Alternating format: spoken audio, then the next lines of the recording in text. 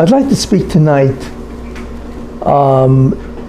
just really two things. One is since everybody's looking at the elections of America, with such bated breath and so on. So I just want to mention a couple of ideas, which to me they're very important, and also to talk about certain concepts, to clarify certain concepts. Before I begin,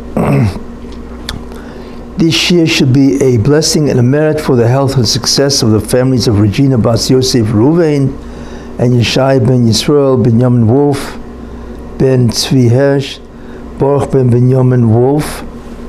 They should have an aliyah because of the shir, and also Refuah Shlema to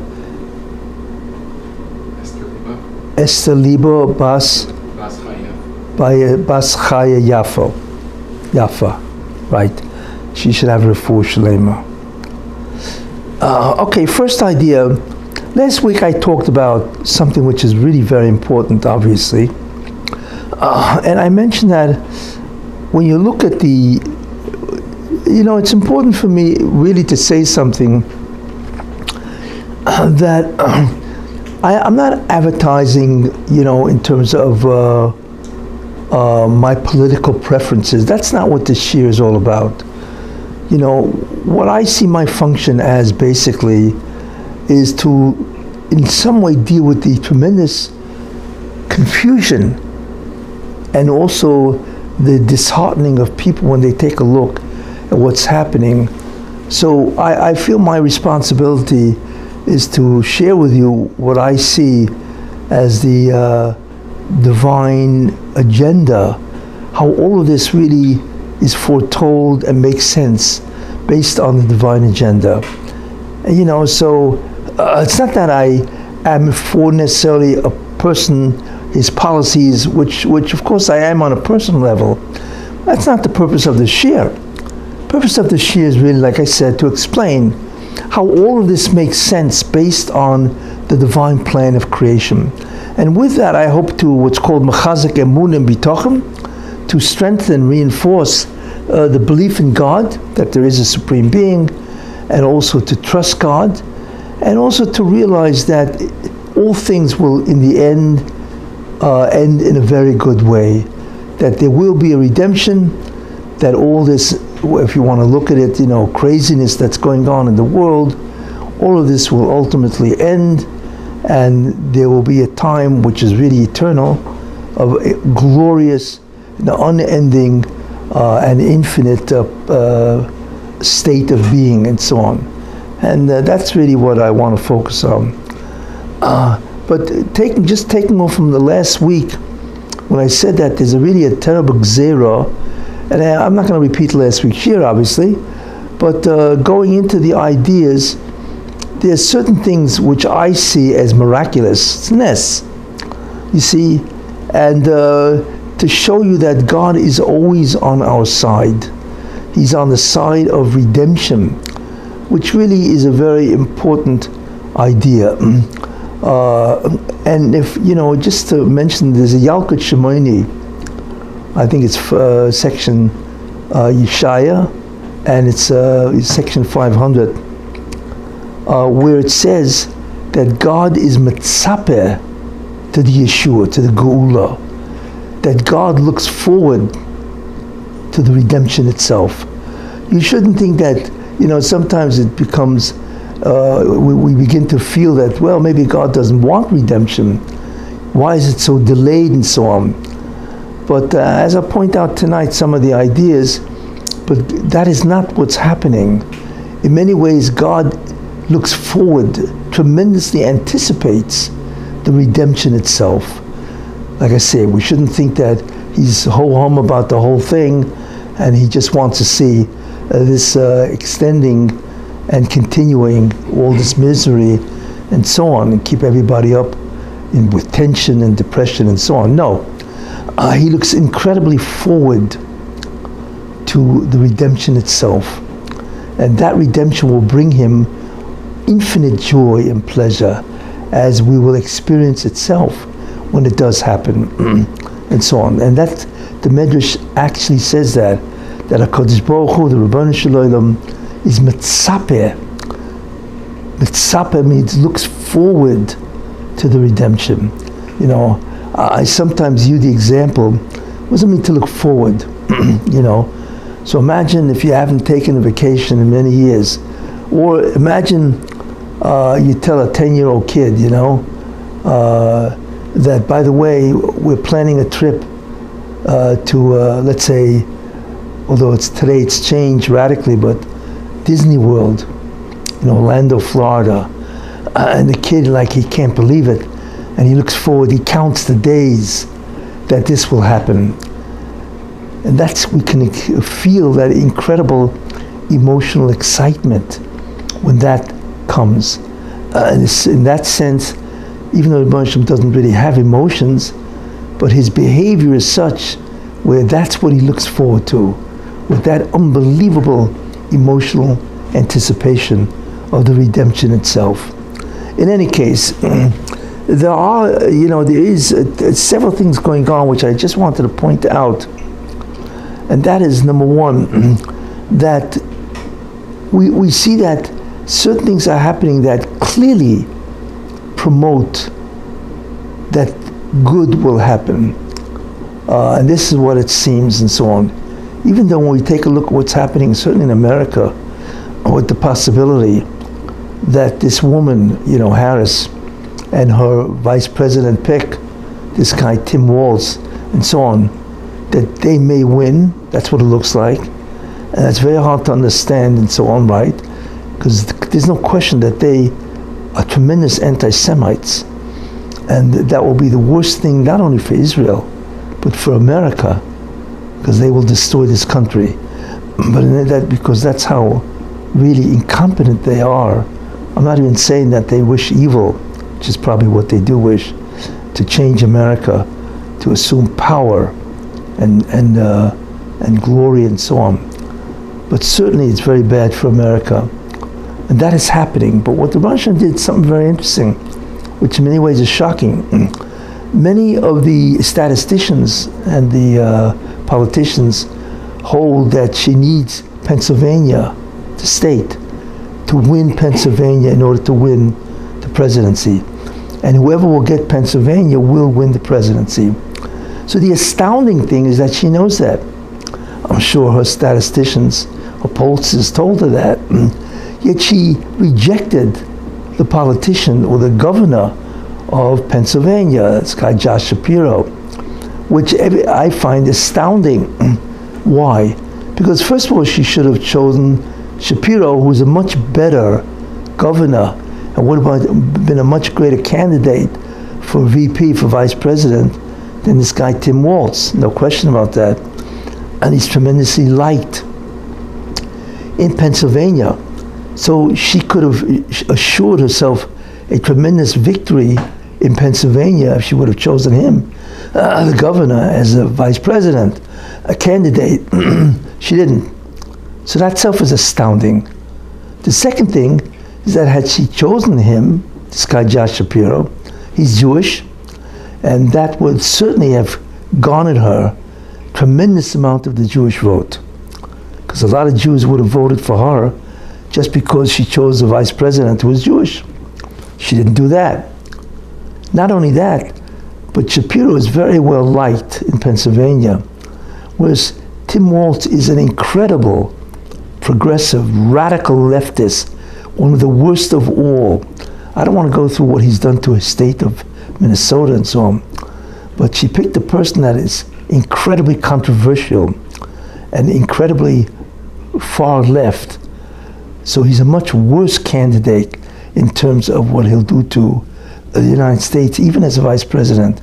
And even if you want to argue, well, vice president basically does nothing anyway. He just waits until the president dies. But could you imagine if she won, Harris won, and she died, he would become president.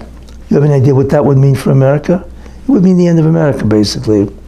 So you have to always consider vice president, and one of the criteria is how would he do as a president. So she chose a guy who is left, or so radical left, that he's one of the most radical left of the entire Congress, because he was a congressman and so on. In any case, so she picked a person that was tremendously disliked. And the fact that both of them are so radically left is something which is against her. So it seems that she picked a tremendously bad choice for vice president. Now all of this is min hashamayim. My feeling is the Rebbeinu Shem took away her free will in order to make sure that she loses. So that's a very important idea. Also, what is very important, which I had mentioned briefly a while back, is Israel, the Erev Rav, mixed multitude. Those people who believe that the essence of Klal Yisrael is not Torah. Well, we're a Middle East country. We have to emulate all the other countries of the world in terms of the modernism and so on, and that they are against the supremacy or the primacy of Torah itself. They have now declared war against Judaism, the traditions of Judaism, the belief in God and Judaism and so on, because they have now declared that if the Bnei Torah, the Charedim, who want to learn Torah in yeshivas, don't go to the army, then the government will not give any money neither to them or to the yeshivas. That is a war against the Torah. And not only that, what I've been told is that they've taken away childcare from the women of these Charedim who learn, and not to give them money if their husbands don't go to the army. So therefore, if they don't have childcare, then they can't go to work. So at least they used to rely on their wives to work. But if they don't get childcare, then they cannot go to work. So how in the world can they support themselves? And they can't. So this really is a gauntlet, a glove in the face of the Charedim. But it's much greater. It's a war against God. Because they know what it says in the Bible, the Torah, the value of Torah, what it means. And it's astounding to watch Jews who have absolutely no fear of God and the retribution that will happen to them as a result of what they're doing. And both of these things are happening simultaneously. An enormous threat to Judaism and the Torah itself in Eretz Yisrael, to such an extent where Gedolim, great men of Israel, of Judaism in Israel, have to come to America to raise funds and so on. So that enormous threat, one of the greatest threats that Jews can face, is the prohibition of learning Torah, and you have to go to the army. And that's basically would be the end of Torah, if that ever happened, because the army itself is a vehicle to make a Jew an Israeli. Even Ben Gurion recognized that. If I remember correctly, that's what he said. The best way to make anybody Jewish in the state of Israel an Israeli, send them to the army. Right.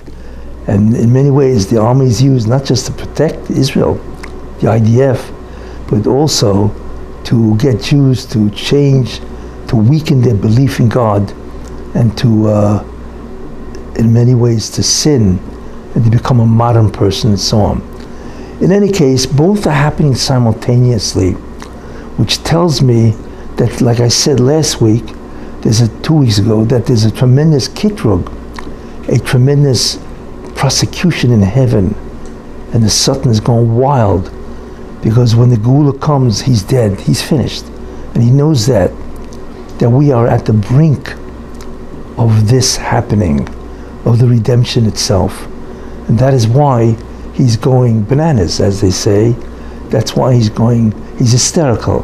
He'll do anything on one side to declare war against the Torah and Judaism and God in Israel, and to destroy America, which is really to destroy the Tov Shebe Esav, the good part of Esav, which is basically Donald Trump, which I've said many times and so on.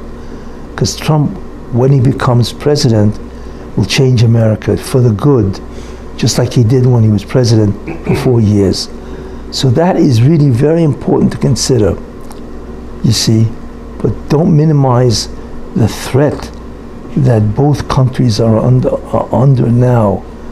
And like I say, we have to hope and pray that the Gzera against the Jews, the decree against the Jews, and the continuity of the satanic empire will not continue. And I'll comment a little on that later and so on, which is very important. What I do want to say also is the following, what exactly do we witness?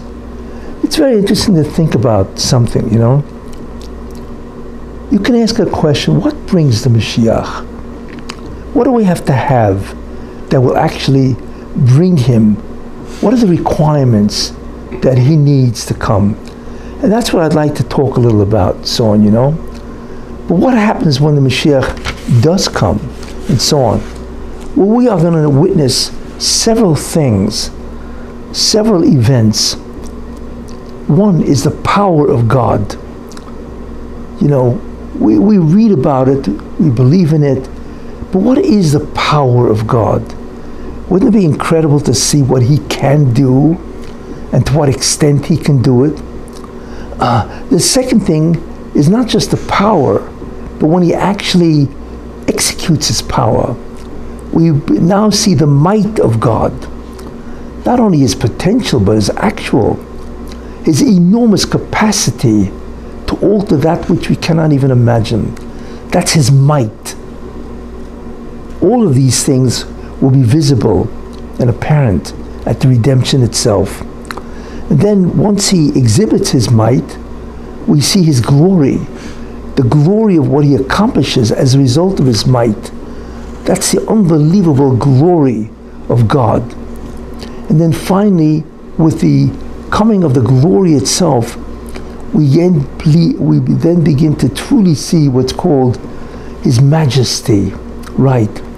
The type of being that he is, you see. And there's something about him, about the Rabbi Shalom, about God, that we do not understand now, and we'll only get to really see it in the future, okay? The majesty of God, what is the majesty of God? And that is his authority. People in a position of power, they have different levels of authority, which means that, well, if they want to do something, are they authorized? Can they do it? Or do they have opposing forces? And therefore, for something to get done, then that person needs a higher level of authority. You see, if you think about it, and I just want to make comments about this, because it's really a lengthy idea. The authority of God, what he can do because that's what he wants to do, is beyond comprehension. It's unfathomable. That's the level of his authority. It's called absolute. There is nobody or nothing that God has to talk with, okay, or oppose to do what he wants to do. Even a king does not have absolute authority. Certainly a president doesn't have that. He has to answer to the Congress, to the Supreme Court, and so on. So although these people are very powerful, the president has executive authority and executive orders and so on, but he has a minimal, he has a certain amount of authority. It's not absolute, you see. Even a king who's a dictator, okay, or who's a totalitarian person and so on, right? It would seem that he has also absolute authority, but he doesn't. Because his level of authority is very limited. It's limited to a rebellion against him. The people, they can rebel, which they have done many times, to many kings and so on, and so on. Or he's limited by his own physicality. He could die, right? Get a heart attack, a disease, whatever. So they may have more authority, but they're limited. But I'll tell you something interesting, ultimately speaking, the nature of God. We say Einod Mavadoi, that God is the only thing that exists. What does that mean? There is nothing else but God, period. You see? But really it's deeper than that.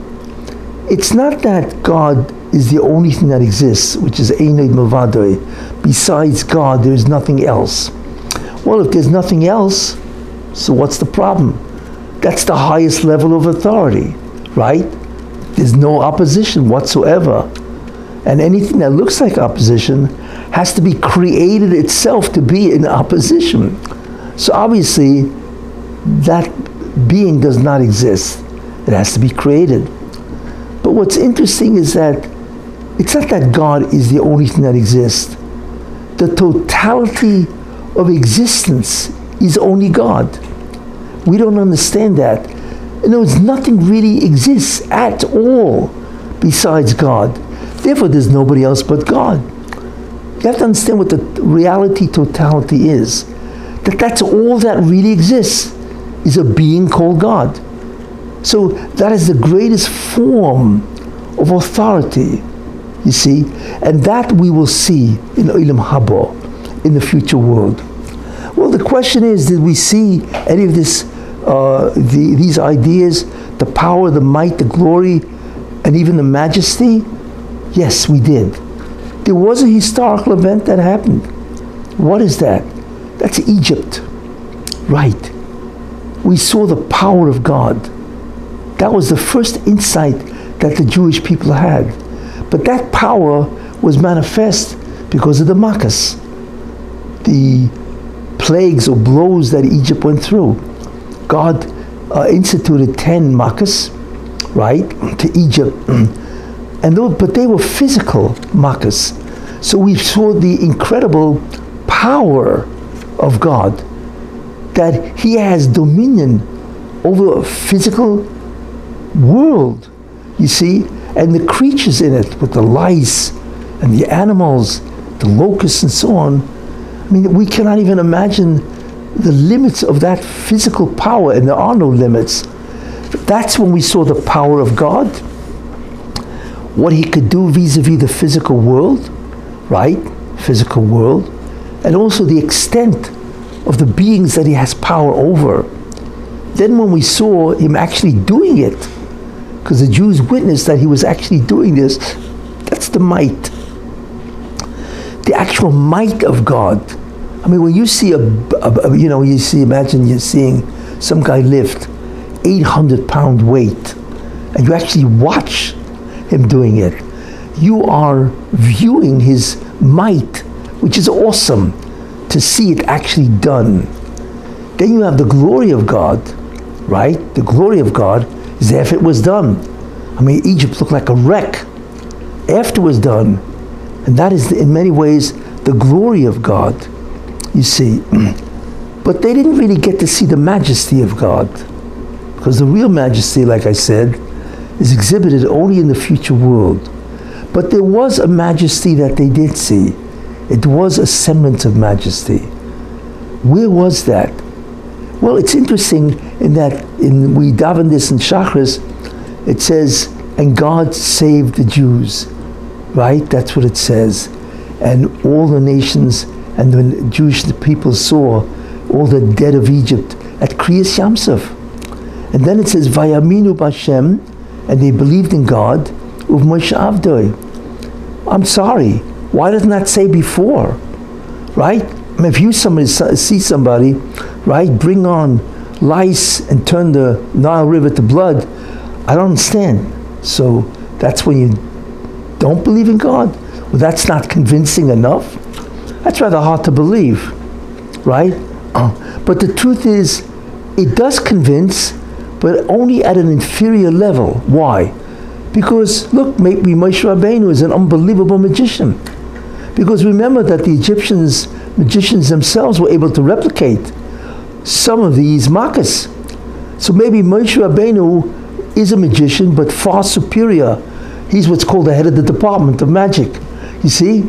Because all of them, in a certain sense, or some of them, these are physical acts that have been demonstrated by other people. So therefore there is a belief, but it's not sufficient. When did the belief really start? Well, that's why the Torah says, right?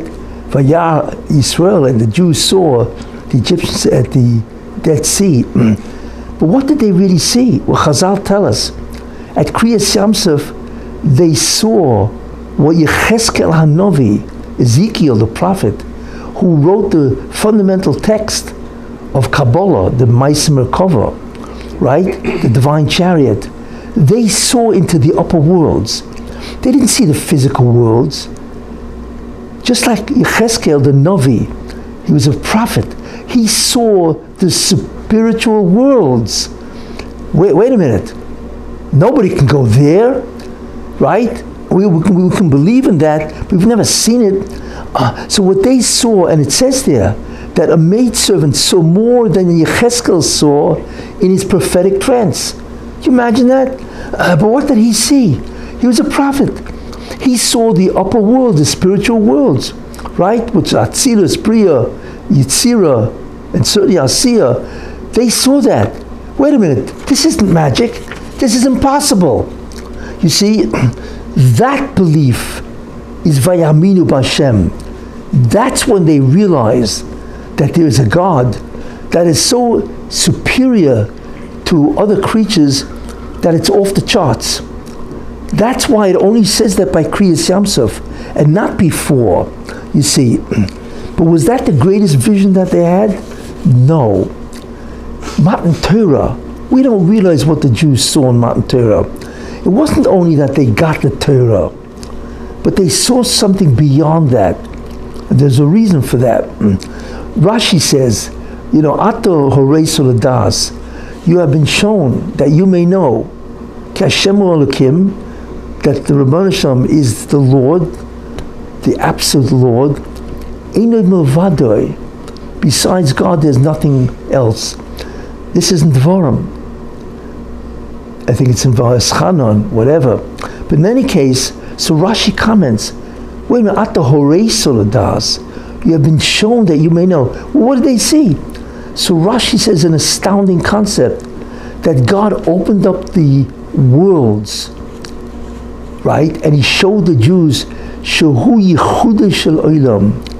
He's the Yechudai, the only one of the worlds. Wait a minute. They saw far more than the spiritual worlds. They saw, in a certain sense, what we will see in Olam Haba. It was called what's called a me'ain. It's a reflection. They saw the majesty of God at the giving of the Torah. In fact, the view that they had was so great that they all died, the Medrash says, and God had to resurrect them. That is what they saw. His majesty, that he's the only thing that exists, not that he's the only thing that has existence, all right? There's nobody else but him, Einod Mavadoi, but he's the only thing that exists at all. Therefore, there's nothing else. He is the totality of existence. There is nothing else. And the truth is, there's even a deeper idea that even the concept or the phenomenon called existence doesn't exist, because that itself had to be created, and that's something which is something which we cannot even begin to conceive, and so on, because we don't even understand what is the alternative to existence. If the phenomenon of existence has to be created, then what's its alternative? Then how do we understand the existence of God? Since what we are familiar with, existence itself doesn't exist, but it has to be brought into existence. So obviously, whatever God is beyond concept and so on. In any case, so they saw the majesty of God at the giving of the Torah. What am I trying to bring out? That this is what's going to happen today, right? This is the Geula, right? This isn't something that happened thousands of years ago, right? This is exactly what the Geula is. Where do we see this? Because we say in davening, right? Hine gu'alti eschem, behold, I will redeem you. Achris, the later Geula, which is what's going to happen now, gracious, like the first Geula. What's the first Geula? What is it? It's the Geula of Egypt, the redemption of Egypt. So God is saying, you should know that the last Geula, or the real Geula, which obviously we're looking forward to now, right, will be like the first Geula. You see, What does that mean? That means we're going to see the power, the might, the glory, and ultimately the majesty of God, which now is incomprehensible at the final redemption. Right. That's what we're looking forward to. It's not where God all of a sudden, here I am, right? No. We're going to see, here I am now, God, but what God is, His absolute majesty. He has a level of being and authority that's unfathomable. That's what we will see at the redemption itself. And that really is a very important idea. Now you understand why it says, Vayamidu b'Hashem of Moshe Avdoi. It took Yamsuf, it took the view into the spiritual worlds before they knew, without a doubt, that God is. And of course, if God is, the Moshe who directed all the Makkos and who speaks in his name and so on, obviously is his servant or his representative. Now, we could ask ourselves, okay, what does it take to bring the Mashiach? What does it take to start the process of redemption? Because the Messianic process is not just the Messianic process. We're not waiting for the Mashiach specifically. We are waiting for the redemption. The redemption is a process much greater than the Messianic era. You see, that's what people make a mistake. They think that the real thing we're waiting for is the Messiah, which is, of course, we are.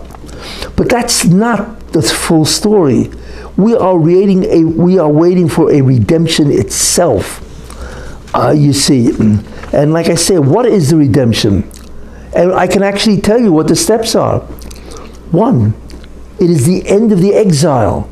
That's step one, where evil is destroyed, and the Jews are no longer subject to any type of external force at all. You see, there are no nations that will persecute the Jews. That's gone. On the contrary, the nations of the world will run to serve the Jewish people, because that's where you can access a divine presence, you see. So the end of the exile is step one. But more than that, it will end the internal exile. And I will tell you something which is very important. People make a tremendous mistake. On Tisha B'Av, which just passed a couple of days ago, people don't understand what the real exile is. And I'll tell you. And that will end also, and that's part of the exile. People think, well, the exile is that we are subject, right, to what's called the vicissitudes of the nations of the world, their evil doctrines, their evil plans, what they wish to do to us and what they're doing today. I mean, the spread of anti-Semitism is beyond belief. You see, that's the exile in a certain sense, in its worst form, but not really. What is the real exile? I will tell you. And it's interesting. It's a statement by the army. Be all you can be. Are you aware of the fact that you cannot be what you potentially have the capacity for? Why? Because you are exiled from yourself, right? You don't realize that there's an exile or there's a limitation on you, on the neshama, not only because of the world we live in, which prevents us from exercising our capacity, our potential, but we are in exile. We cannot be the Talmidei Chachomim, that, like the Tanoim and the Amoraim. We can't be like them, you see. And not only that, we cannot be the Kedoshei Elyoin, the incredible tzaddikim that could have been, or that were in previous generations. Even if we struggle, you know, we don't realize that we are limited. You know, it says there that many people could have been, you know, they could have had the Shekhinah rested on them, you know, let's say like Moshe Rabbeinu or Yeshua ben Nun, right, where he could have stopped the sun in its orbit, right? But it says the generation wasn't worthy, so they couldn't. Well, there you are. He can't be what he can be in terms of his power and so on. We cannot even develop ourselves the way we can. That is the true Tisha B'Av. Because we need to remove the impediments. One, the nations of the world that stop us, they and all their distractions and their crazy cultures and so on and their values. We can't do that because we are limited by that itself. Then there's the internal problems, the klipa, and that's what I'm referring to now. That's the second Tisha B'Av, that we are surrounded by a tumah, a debasement, a defilement, a spiritual entity called Zoyama and Tumah that prevents us from being what our neshama elyoina, our upper soul, can be. You see, that's a second form of exile. But the third reason why we can't be what we can be is because we lack the Shekhinah. In many ways, we need the divine presence to be what we can be, the Siyata Deshmaya. All three things are missing. We are subject to the temptations and the culture and the values of the world. We are subject to our own sinning, which creates what's called a klipa, a shell, a border around us, limits in terms of what we could be, our souls and so on. And then we are controlled by the fact that we cannot be the Shekhinah is not here, which will help us unite with the Shekhinah. So that's the third aspect of prevention or limitation. That's the real golus for those who don't know. And that's the real Tisha B'Av. In any case, so therefore the redemption is to remove all those blockages. So step one would be what? Would be the end of the exile, all the exiles. Step two, right, is Mashiach ben Yosef. Step three is the building the Beis Hamikdash, which will happen in his time, as the Gemara says. Step four is the Mashiach ben David, the Davidic Messiah, right? And step five is the divine presence itself, right? Like it says in Shmona Esrei, right? Hamachz Shechinasa L'Tzion, who restore his divine presence to Zion, which is to Klal Yisrael. And then all the Jews, of course, will go back to Eretz Yisrael. This is a process. And then when that ends in the year 2040, then that's when the Messianic era ends. Then we go through the spiritual worlds, where I mentioned a long time ago that we transform the world, the physical world, into a spiritual world. All four. We go through Asiyah, we transfer Asiyah. It becomes, it's called Zikuch, purification. It becomes Yitzira, and it becomes Bria, and that turns into Atzilus. And then from Atzilus, which is the fourth world, turns into Olam Haba, which is called Olam Haba or Odom Kadmon. That's where we have to reside, right?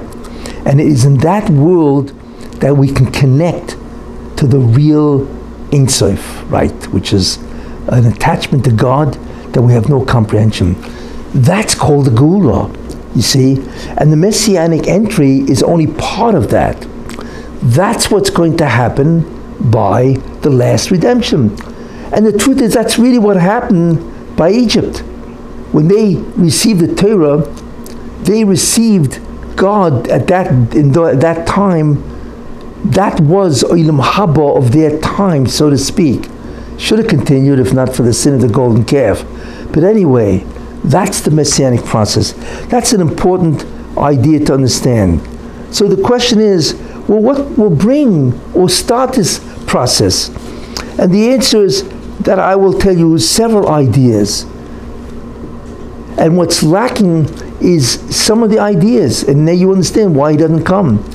You see, one is that the process or the job of the Jewish people, which is the tikkun, the rectification of creation, has to be complete.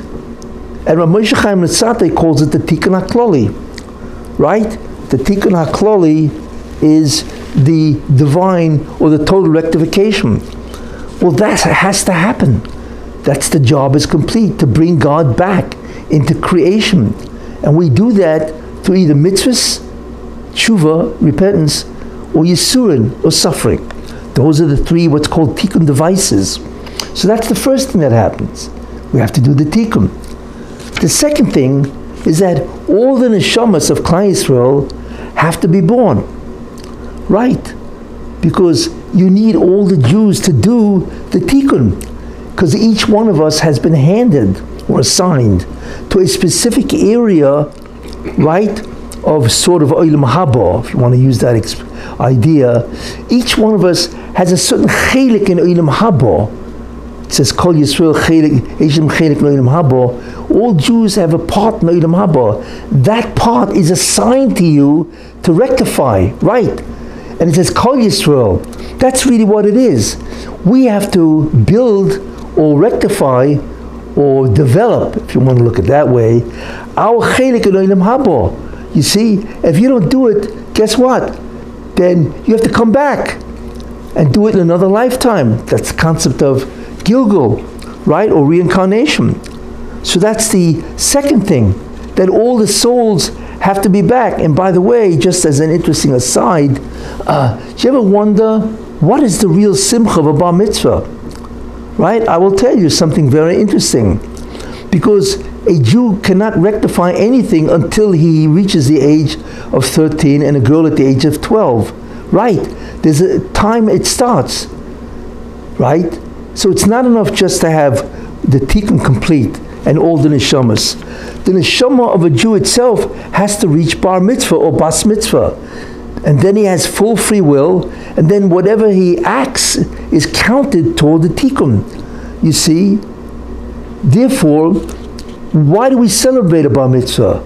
Because there is now a Jew that has come to this world and is now bar mitzvahed, and he can actually begin his job of tikkun.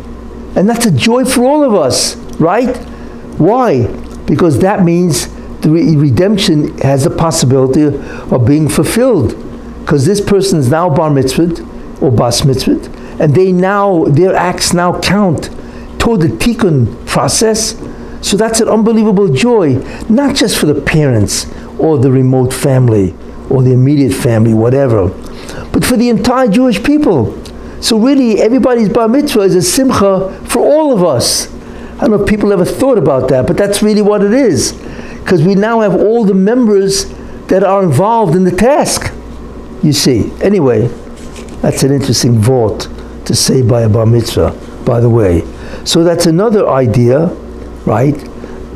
So therefore, that's a second thing that's needed, is that all the neshamas have to be here. But there's a third thing, right? That all the Jews have to be worthy of going into olam haba, right?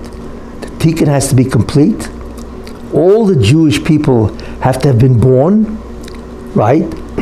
But more than that, all the Jews have to have done their job, which is astounding. And that really in many ways tells us a great deal. Well, let me just give you the fourth idea, is that justice has to be satisfied. In other words, evil has a claim, right? Evil says, wait a minute, they don't deserve the future world. They don't deserve the redemption. And not only that, I also want equal time, showtime, as they say. And that's the concept of justice, which God voluntarily created, right, to be part of the world. So therefore, justice has to be satisfied. And we are seeing all of this, by the way, now. But I want to dwell on something very important, that all Jews have to have completed their job, either through mitzvahs, through tshuva, or through yisurin, suffering, right? And that is the problem today. You know, I want to tell you something very interesting. There are certain things that will bring the Moshiach. So then why doesn't he come? And I'll give you two that Chazal say, which are surprising. Then why doesn't he come? Because not all the Jews will get olam haba. This is what's called a ma'akev. This is what prevents the Mashiach from coming. And I once mentioned, Rabbi Levi Yitzchak Barditchev said, well, when I pass on, and I go into the Gan Eden and stand in front of God and so on, I'm going to go over to the Mashiach and say, why don't you come? So the Mashiach is going to say, you want me to come? I'll come, no problem. But 20% of the Jews won't make it because they have not fulfilled their task. Do you still want me to come? And of course he's going to say no. What do you see? That it's possible for the Mashiach to come, and this is interesting. It's possible for the Jews to deserve the Mashiach, but the problem is that not everybody will deserve to be part of the redemption. You see? And that's what the Mashiach told the Balditcheva. Yeah, I'll come, no problem. But the problem is 20% didn't make it yet. They're still straggling. You see? So make up your mind. You want me to come or not? And of course he said no. You know where you really see this? You see this in an incredible Yalkut Shemaini. Here's what it says. It says that at the beginning of time, God approached the neshama of the Mashiach ben Yosef. The Medrash called the Mashiach ben Ephraim. But that's Mashiach ben Yosef. And he said, at the end of time, your people, which means the Jews, right, will be chayav, will be obligated to die. What does that mean? They'll be chayav misa. Why? What does that mean? Not that everybody's chayav misa, but there will be a portion of Jews that don't make it. So they're chayav misa, which means that they don't have the redemption. Right? They will not be zoicha, merit to see the Mashiach or be part of the messianic process. Right? So what does the Mashiach ben Yosef say? And this was extraordinary. That's part of the problem. Mashiach ben Yosef realized, wait a minute, what do you mean at the end of time? That means it's possible for the Mashiach to come, right? And not all the Jews will get it. You know, without going into, well, how will the tikkun happen?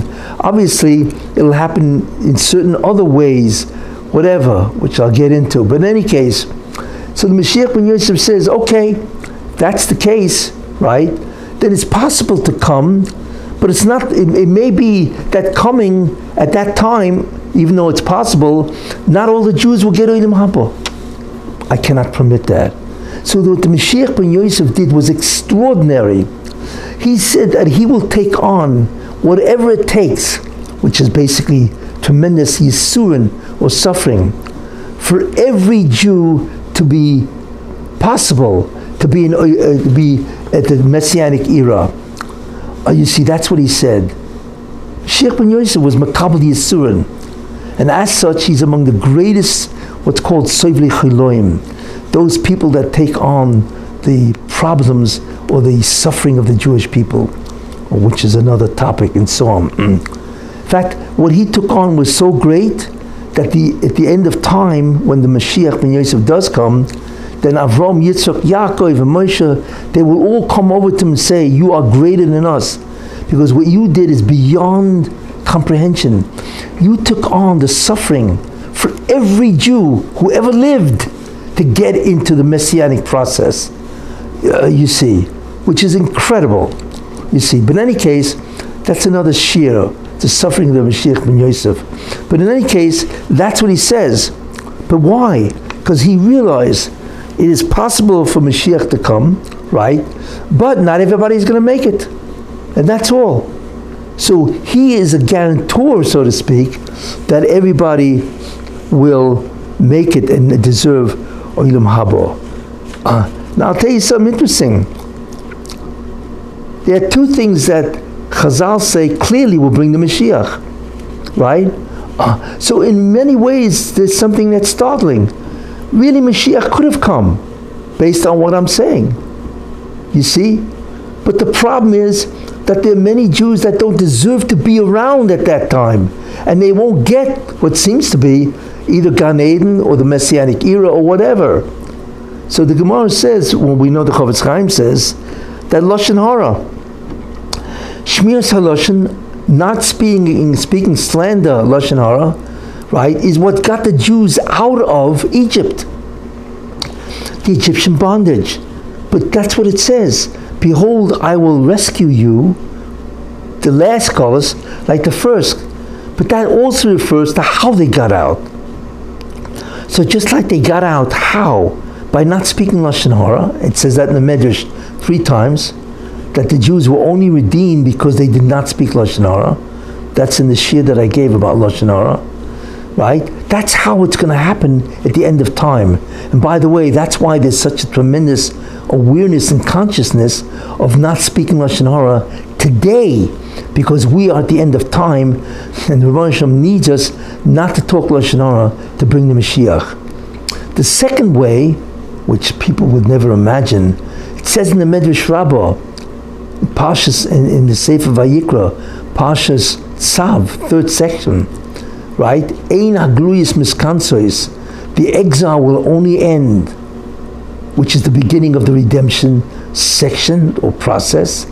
Elo b'shvil limud, only because of the learning of the schus, the merit, limud mishnayis, right? Because of the merit of learning mishnayis. It actually says that in the mishnayis, in the Medrash Rabbah. It's astounding. Now there's a reason for that, which is something that I won't dwell on, but this is what it says. That if people learn mishnayis, but it has to be a certain way and so on, which is a secret of how to bring the geula, right? Learning mishnayis doesn't say Gemara, it says mishnayis, and there's a whole understanding and explanation of that and so on, that the gullus will end, but that's the Mashiach, because that's the beginning of the redemption. So really the Mashiach could come if we would institute these ideas, right? But why? Because the problem is, even if he comes, not all the Jews are worthy of seeing the redemption itself. And that's a very, very important idea. In any case, this is what we begin to understand, you see. And like I said, what the stages are when the Golus is over, and I mentioned what the stages are, this is really what has to happen and so on, But will it happen? And the answer is yes, of course it will happen. It's funny, the Torah uses 3 terms. 1, B'chein. We say this in Birchas HaMazon, right? Hazonis ha'olam, he nourishes or feeds the world, which means not only food, which is astounding, that he feeds every creature, trillions of creatures, not species, creatures, and he's got to give each one food to survive. Do you have any idea what it takes to feed bugs, animals, right? Flies, mosquitoes. He's got to do that for them to survive. You need a computer the size of the universe to figure out how to feed everybody. It's unbelievable to come up with a schedule that will feed every living creature. And God does that because it says, Azonis hakoil, right? That's what it says. Just think about what that means. Next time you say Birchas HaMazon, it doesn't mean feed you. It means feed hakoil. Kol ha'olim kuloi. That means every ant, right? Every flea, all the lice, right? I don't want to go through the whole litany of creatures, but that's all included in hakoil, everything. Anyway, but it says, b'chein, with chein, graciousness, b'chesed, tremendous kindness, u'b'rachmim, and mercy, right? That's what the Hashem does. What are those 3 ideas? What does that mean? Well, rachmim means this. Normally, you deserve it, you get to eat. You don't deserve it, you don't get to eat. That's din. It's justice. You have to deserve what you get, right? But it doesn't say that. It doesn't say bedin, with justice. It says berachmim, which means I will suspend judgment or justice, even if you don't deserve to eat, because your acts are against the merit. I will give you anyway. I will suspend the justice, even if you don't deserve it, and I will feed you. That's rachmim. Then there's chesed, that the Rebbe Hashem says, there's no conditions. You don't have to do anything. I will give you food because That's my character, right? I'm a good guy, so to speak. And therefore, chesed, my character is to benefit others, is to do good to others. So I'm going to give you food because I'm a good guy. I'm a native. That's chesed. But there's something higher than that. Chaim. Chaim is gracious. What does that mean, right? It's much greater than chesed, you see. Because what chaim means is, I will feed you because, not because I'm a good guy, that's my will. It's irrelevant what you did, who you are. My will is that you exist and that you witness who I am. That's absolute. We know that there is nothing in creation that can stop God. And if that's what He wants, that's the absolute majesty, the authority of God. And we know what's behind that. When you think about that, that is the greatest expression of His will. I want the world to survive. I want there to be a future world. I want there to be an Olam Haba, right? And I want all the Jews to be in Olam Haba. And it's going to happen. You know why? Because I want it. Period. It had nothing to do with your actions. It is a will of the highest being ever known. And it's absolute. There is nothing that can oppose it. There's nothing that even is like, doesn't even have a presence to say no. Nothing. That's how we know there will be that. And what's behind it? I will tell you, and we don't understand why. It's because Avo, God loves Jews. He really loves mankind, but mankind has terribly disappointed Him. Terribly disappointed Him. That's what He really loves. Like it says, Oyev Amo Yisrael, who loves the Jewish people. And it says there in Shemona Esrei, Umevi Goyel. Why will He bring a Goyel, a redeemer, or the redemption process? Leman Shemoi, because of His name. That's Chaim. Bi'avo, with love. And that's it. So we know, no matter what we do, no matter what, even if not only we did nothing to merit it, we did everything not to merit it, not to deserve it, that Avo will supersede all known concepts. And that is why it will happen. You see, because of that idea. That's the concept of Chaim. It is a act of a being that is all reality. And only that being that is all reality can do it. Where do we see this? Other than the psukim. Because it says, V'chanoisi, and I shall be gracious unto Es Asher Ochoin, and I will be gracious unto that which I am gracious. What do you mean? It should have said, I will be gracious unto whom deserves it, or whom I give Rachmanis. No. Whoever I want to do it, that's what I will be gracious. The person has to do nothing to deserve it. And that's a very important concept. And I will tell you one more idea. We know there's a Merkava. That is the essence of the dream, not dream, the nevuah, the prophecy of Yecheskel, the concept of a divine chariot. Without going into the symbolism. But basically, there's a divine chariot that he sees in Yecheskel Perek Beis. And the reason why he sees a chariot is because a chariot is a vehicle. And on the top of the chariot, or in the chariot, whatever, is the face of a man, you see. And that Odom is Kidmusenu, is the image of God. Why is God in a chariot, so to speak? Because the job is to bring God from there to here, because a chariot is a vehicle that transports. So the essence of the entire divine plan is to bring God from where He is, Ein Sof, into this world, and that is the redemption. Therefore, the symbolism of that is a chariot that Ezekiel or Yecheskel sees.